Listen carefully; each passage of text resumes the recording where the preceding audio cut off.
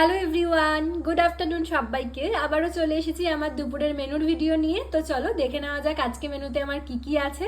আর আজকে রাতে জানো তো, ওর এক কলিগের বাড়ি, আমার সাথেও তাদের ভীষণ ভালো সম্পর্ক। তো তাদের বাড়িতে আমাদের একটা গেট টুগেদার আছে, তাই ডিনারটা তাদের বাড়িতেই হবে। তাই আজকে আমি আর সেরকমভাবে কিছু রান্না বান্না বেশি কিছু করিনি, যেহেতু দুপুরবেলা আবার রাত্রিবেলা গিয়ে খাওয়া দাওয়া আছে। আর রাত্রিবেলার জন্য তো আর করতে হবে না, তাই জন্য হালকা পাতলা করেছি। তো আছে গরম গরম ভাত, তার সাথে এখানে আছে পেঁয়াজ ভাজা, শুকনো লঙ্কা ভাজা দিয়ে আলু সেদ্ধ মাখা, তার সাথে এক পিস মাছ ভাজা আছে, যেটা আমি খেতে ভীষণ ভালোবাসি। তোমরা এতদিনের মেনু দেখে নিশ্চয়ই বুঝতে পেরে গেছো। তার সাথে আছে বেগুন ভাজা, এখানে আছে শসা, আর আছে গন্ধরাজ লেবু। তার সাথে এখানে করেছি ডাল সিদ্ধ।